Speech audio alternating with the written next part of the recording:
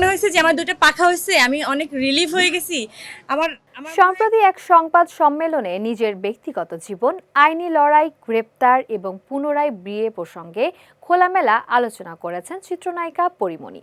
নিজের ক্ষোভ প্রকাশ করে এই অভিনেত্রী বলেন, আমি আমার ভাইয়ের সঙ্গে ছবি দিলেও সেখানে গালি খেতে হয়। মানুষ আমাকে অন্য কোনো পুরুষের সঙ্গে দেখতে চায় না, শুধু সিঙ্গেল ও সন্তানদের সঙ্গেই দেখতে ভালোবাসে। কিন্তু কেন যে এমনটা হয় তা আমার জানা নেই।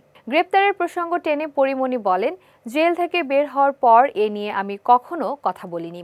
আমার সব সময় মনে হয়েছে সত্য একদিন ঠিকই প্রকাশ পাবে। আপনি যতই ধামাচাপা দেওয়ার চেষ্টা করেন না কেন, তা কোনো না কোনোভাবে বেরিয়ে আসবেই। তিনি আরও দাবি করেন, তাকে গ্রেপ্তারের সময় যথাযথ আইনি প্রক্রিয়া অনুসরণ করা হয়নি।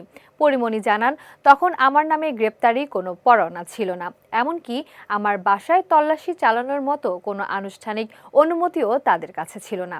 তিনি আরো বলেন, গত 6 বছর ধরে কেবল ধৈর্যই আমাকে বাঁচিয়ে রেখেছিল। এখন আমি কতটা যে আনন্দিত তা ভাষায় বোঝানো যাবে না। মনে হচ্ছে ডানা মেলে উঠছি, খুব হালকা লাগছে নিজেকে। মামলার সার্বিক পরিস্থিতি নিয়ে পরীমণি বলেন, আমি দেশের আইনের প্রতি শতভাগ শ্রদ্ধাশীল। যত দিনই সময় লাগুক না কেন, যত বছরই আদালতে হাজিরা দিতে হোক, আমি প্রস্তুত। আমার দৃঢ় বিশ্বাস, বিচার প্রক্রিয়া শেষে একদিন আদালত আমাকে সম্পূর্ণ নির্দোষ ঘোষণা করবে এবং আমার সম্মান ও মর্যাদা ফিরিয়ে দেবে।